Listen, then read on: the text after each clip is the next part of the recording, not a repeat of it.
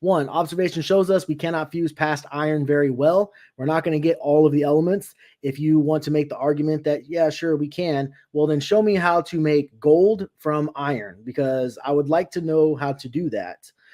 Two, this is what chemical and stellar evolution would need to be successful and take us to the next stage. Three, evolution brings no answers for these issues. And four, I think it's safe to say that the idea of evolution falls apart before it even really begins, because we haven't even made it past the first three stages and already hundreds of problems. So let's go ahead and see what Grayson has to say on that.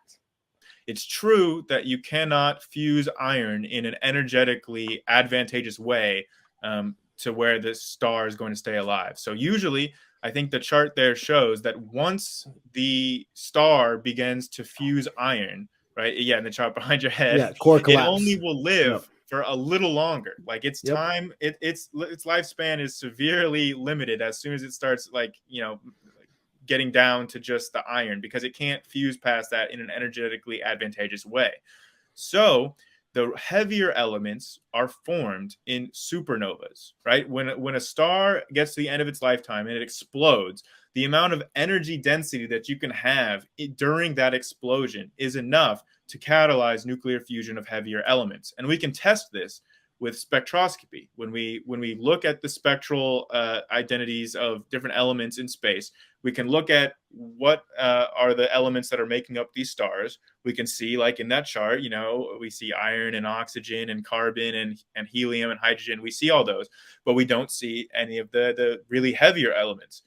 But then when we point our spectroscopes at supernova, all of a sudden we can see heavier elements. We can see nickel, okay? We can see heavier elements in supernova explosions, which verifies the theoretical models showing how nuclear fusion can occur within these supernovas.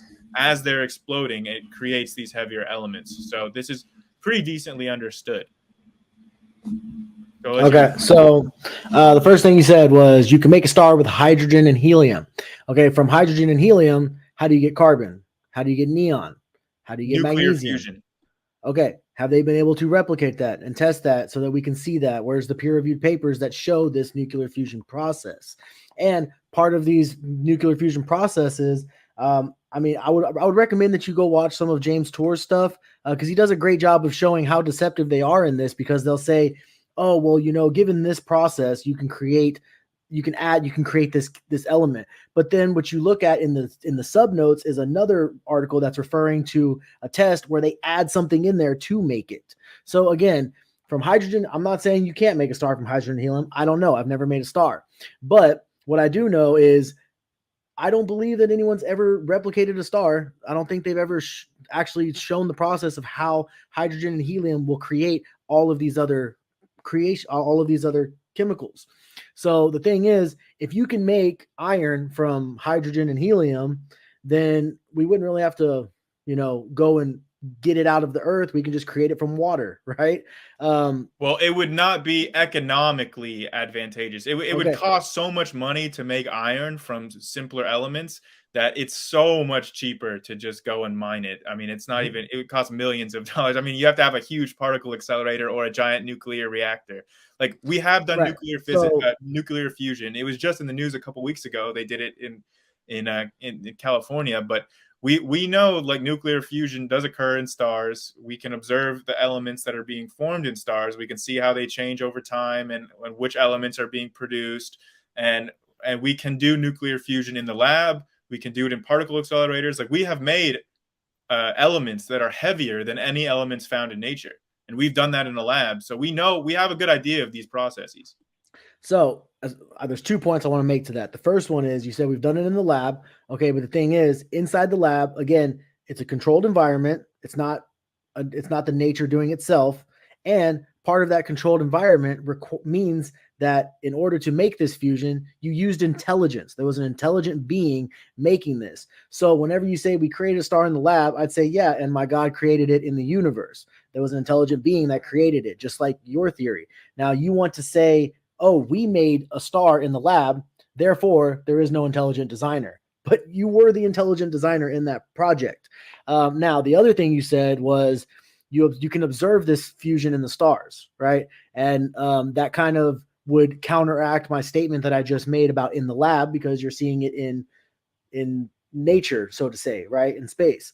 But the thing is, do you know how they observe a star? They look at it, they calculate the shades of light, and based on the shades of light that are burning from it, they say, oh, that looks like nickel burning, or oh, that looks like helium burning, or oh, that looks like iron burning. But you're observing something millions of miles away, and you're basing an observation off of the color of the burn. So that doesn't really tell you too much. I mean, the only way you could 100% know that they're accurate is if someone flew out there in a spaceship, grabbed a bottle of this star, brought it back, and tested it to verify that what they're assuming they're viewing with these burns is accurate. Now, I'm not saying that they're 100% wrong. I mean, obviously, smart people have put a lot of work into this. So yeah, maybe they are seeing nickel burn. Maybe they are seeing hydrogen burn.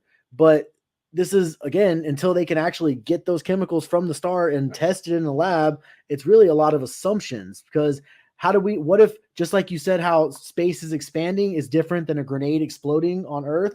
How do we know that nickel burning in space isn't different than nickel burning on Earth? Well, spectroscopy is the field that you're talking about, measuring the spectral signatures of different elements, and we can actually calculate what the spectral signature for an element or molecule would be based on more elemental physics. So we can start with like quantum physics, and we can start about the kinds of orbitals the electrons are exhibiting, and we can start from the ground up, and we can calculate what the spectral signatures could be, and then when we look like on Earth, right, we can look at these elements, we can look at through spectroscopy of what they look like, and they would confirm our predictions. I mean, the field of spectroscopy is, predates even quantum physics. I mean, it's been an established field of science for quite a long time, and I don't think that anybody, even within the creationism sphere, is questioning the validity of spectroscopy. So I'm not questioning the validity. I want to clarify that. I'm not questioning the validity. I'm questioning the accuracy. That's my question, is because like you said, we take it from the ground up, right? But earlier when we were talking about the Big Bang, you said things work differently in space than they do on Earth because of expansions and so. Well, if things work differently in space based on what you said on the Big Bang theory, well, then how do we know that when nickel's burning in space, it's not a different color? Or, how do we know how, like, again, we don't know how accurate these hypotheses and these assumptions are. Now, you said it's an established science. Well, yeah, I'm not saying that they haven't been studying this for a long time and they come up with some pretty good theories based on it.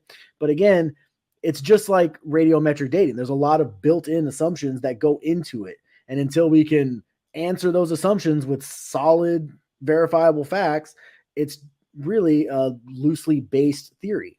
Okay, I just want to clarify something. I did not say that anything is working differently in space at the beginning. I just want to make that clear. Like the laws of physics, if you want to call it an assumption to say that the laws of physics work the same all over the universe, sure, like that can be your assumption. It's an assumption that I'm willing to make. I think that it's very fair. Now, if the laws of physics work somehow differently over in a different galaxy, and somehow the spectral signature of nickel is different because the laws of physics are different, then sure. I mean, that's something that could happen. I don't really see evidence to think that. I think that we see like these kind of spectral signatures and be very consistent everywhere in the universe where we look for them. But sure, I mean, if you want to say it's just an assumption that I'm making that the laws of physics are the same everywhere, sure, I'll grant you that that's an assumption I'm making. Well, no, I mean, you're changing my words now, because that's not what I said. I said that according to what you're saying, the laws of physics can change in space. That's essentially what No, you were it's saying not. with the No, Big no. Bang theory,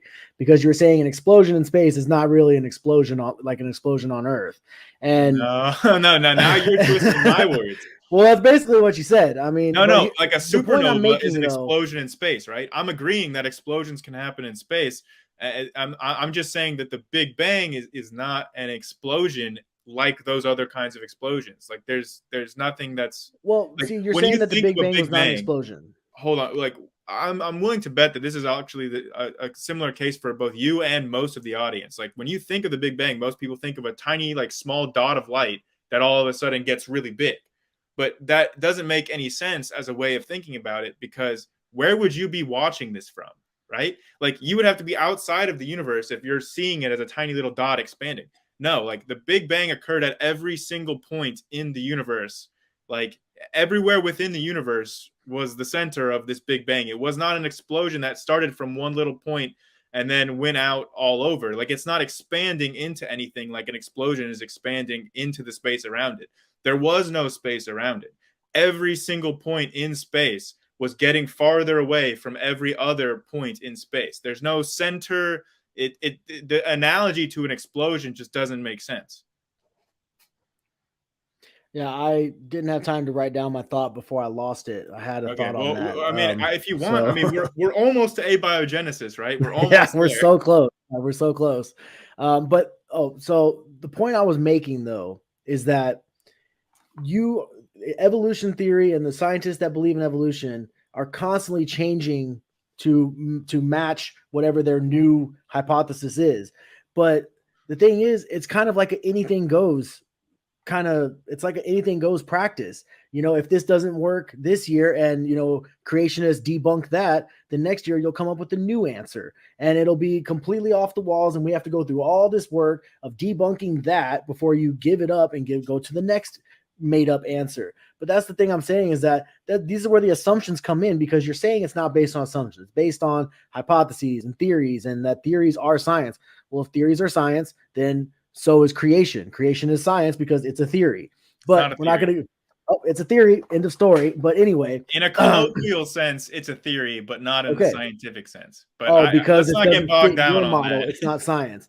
See, that's what I'm saying. That's what I'm saying. With evolution, anything goes as long as it fits what you want it to conclude, and that is not science. That's deceptive. Okay. Yeah, that's not what's happening here. That's exactly what's happening, because earlier on you said anything, if it's a theory, it's science, right? Because I said it's not. I said theories are part of science. Like theories are you said theories are hypotheses. But see, that's what I'm saying though, is you guys will come up with the craziest ideas and then we debunk them. And then you say, okay, well, it's not a part of science anymore, but it was never a part of science. And then you come up with another crazy idea and say, oh, well, that's part of science now. The whole scientific method is proposing hypotheses, checking them against evidence, and then falsifying them or reifying them. If they get reified by observational evidence, then they become theories. If they get falsified, then they're thrown aside. So then how is creation not a part of science? Because it's a theory. Because it's been falsified. It has not been falsified. The way you falsify it, here's how evolutionists falsify creation. Oh, it involves God. It's falsified. That's how you falsify it. That's exactly how you falsify it. The Big Bang can involve God. There's nothing in the Big Bang that says that God doesn't exist. Like that, you can totally believe in God and the Big Bang. So just like that page from the science book we looked at earlier, you just said two contradicting sentences. You said, oh, God can exist inside of science, but it has to fit our theistic evolution. But then just say 2 sentences earlier, you said, oh no, creation is not a part of science. But theistic evolution, which would be a form of creation, is a part of science. So which is it? Is it part of science or not? If you want to say theistic evolution is a form of creation, then I'll amend my previous statement. I was referring to creationism as in like Noah's flood and the Adam and Eve story. That stuff is falsifiable. And it has been falsified as far as I'm concerned. There's solid evidence to prove those, and we'll do another debate on that. That would be outside of the scope of the current topic of we will do a whole other debate on that specific topic because it's very easy to prove these theories. Okay. Well, now let's go ahead and move back on to the chemical stellar question. Again, even if I'll give you this: hydrogen and helium, we put it together and we make half of the chemicals in the universe.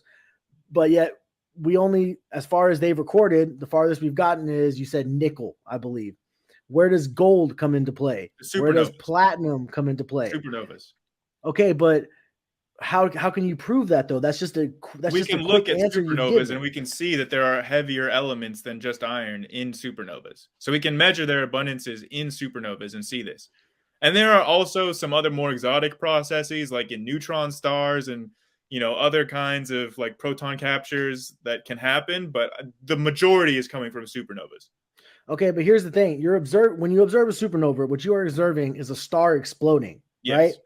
How do you know that the star that exploded didn't already have that in it? Because we don't observe stars that have these chemicals in them. Like But you if just we said that found the stars that had explosion of gold the and star silver has in it. them, huh? That's what I'm saying. You haven't observed every single star in the universe. You're But observing every stars star that once we've they blow observed up. only has, like what you're showing on the screen, it goes up to iron. You don't find these like heavier elements in stars until when you observe them going supernova, and then you see them. So you're seeing their creation when you observe supernovas. See, and that to me, that sounds like a lot of assumptions. So I guess we'll kind of leave that at that point. Well, if you can And find a let's star that has those heavier elements in them already. okay.